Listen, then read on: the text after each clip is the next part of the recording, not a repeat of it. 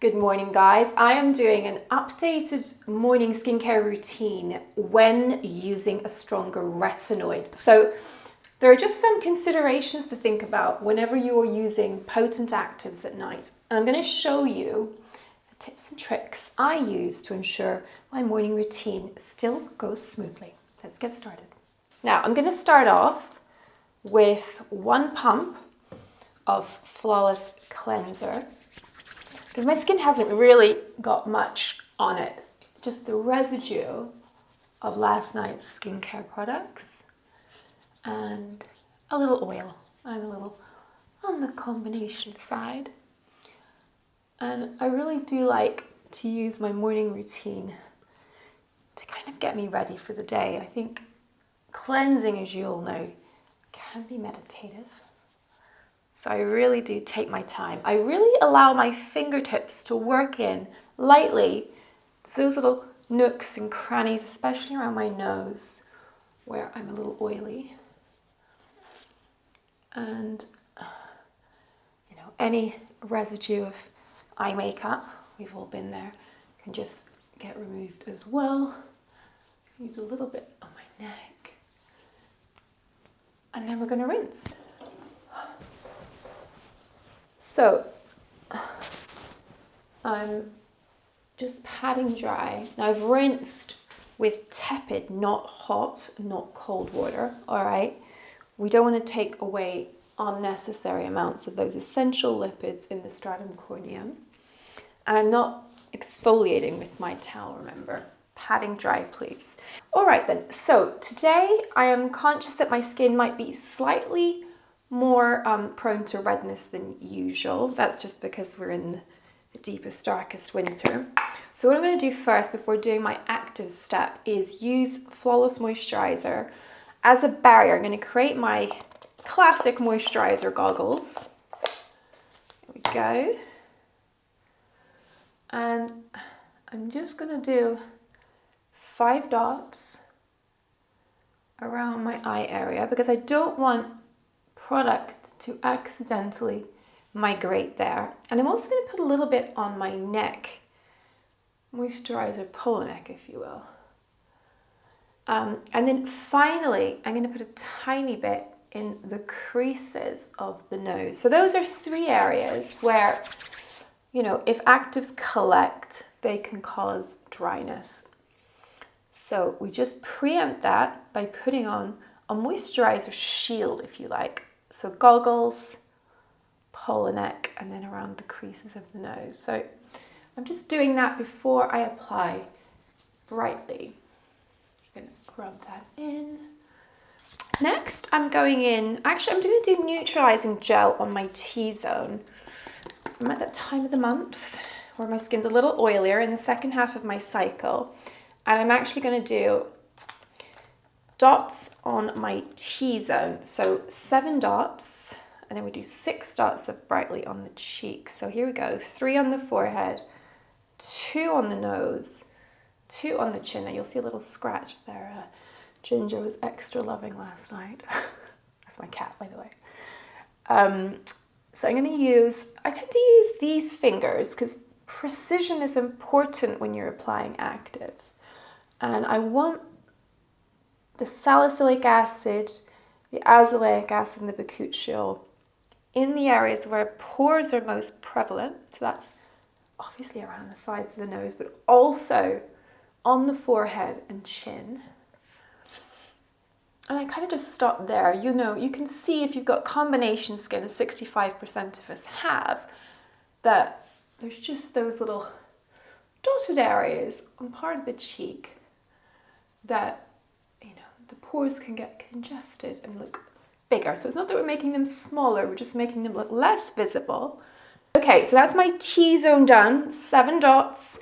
And I'm going to do my remaining 6 dots in my cheeks where I naturally have some redness with brightly. I'm going to use about a pump because my skin can handle quite a bit of active. But the key thing is just to protect those delicate areas, especially when you're using retinoids and stronger retinoids at night. So I'm using Nightly Pro on my skin at night. So that means it's that bit stronger than Nightly Serum. It's more targeted, it's more experienced retinoid users. And my skin loves it. I tend to go with 3 fingers in the cheeks because you can get more rapid absorption. You rub in firmly, you want it to penetrate through the epidermis into the dermis.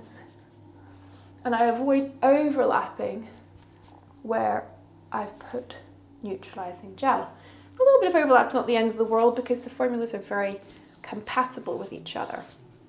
Okay, I'm going to give that a minute to absorb in. Once it's touch dry, we can go in with moisturizer. I'm just going to pop a little Flawless lip on. I did put on some earlier, but with the cleanse, a little's come up. Hector's definitely interested. He knows something different to usual is going on. I don't think he's as acrobatic as Ginger though, so sadly, he's just lurking. Actually, the underfloor heating is what's probably attracted him. The cats just love underfloor heating, honestly. And because it's a little cold today for filming, I have it on.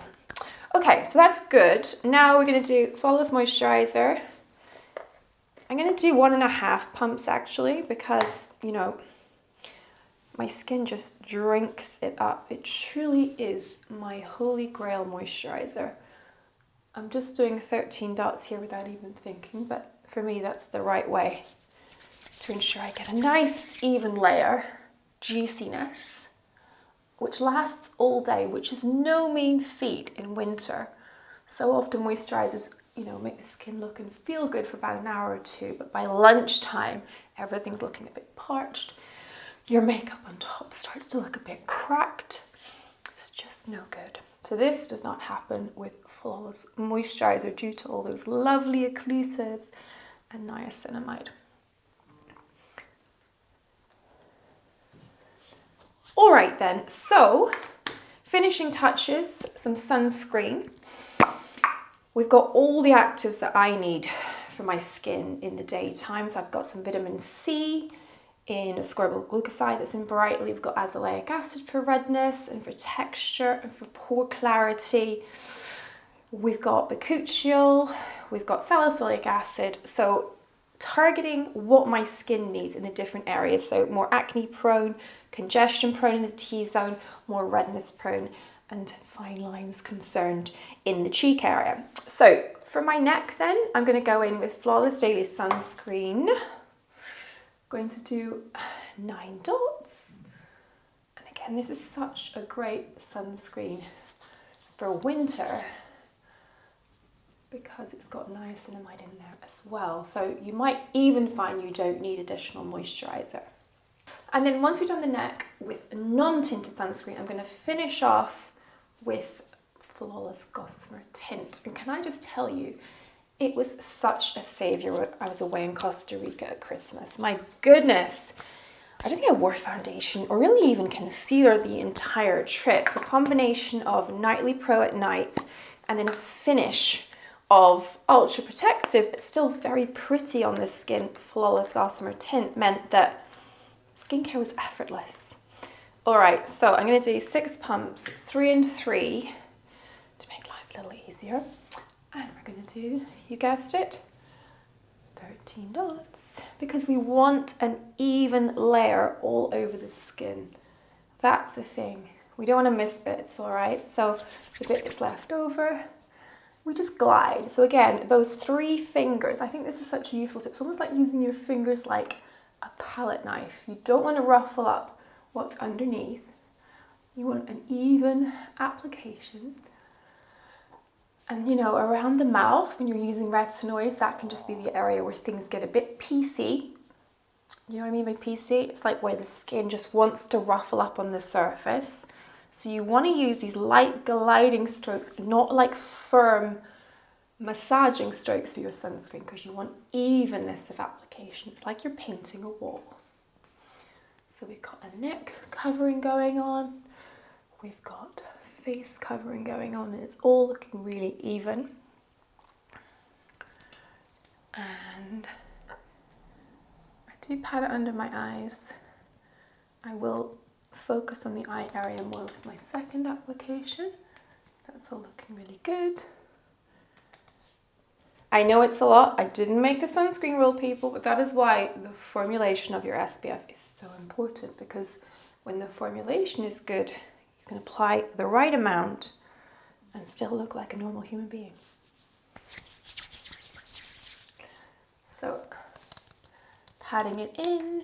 And the thing with Gossamer is the pigments are sheer, so it means that I pretty much got my coverage, but any little areas I need to spot conceal, I can do so.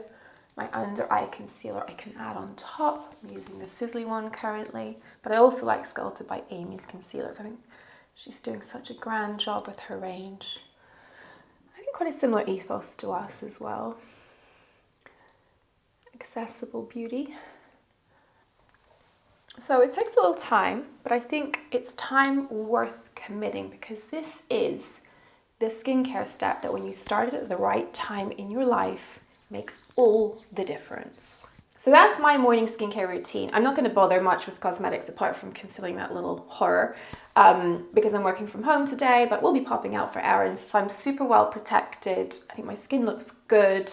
I've taken into account the fact that my skin might be going through a little transition as I get used to using a stronger retinoid at night, but those are the tips I think make all the difference to getting on board with a stronger retinoid at night and to keep your morning skincare routine going. Thanks for watching, guys.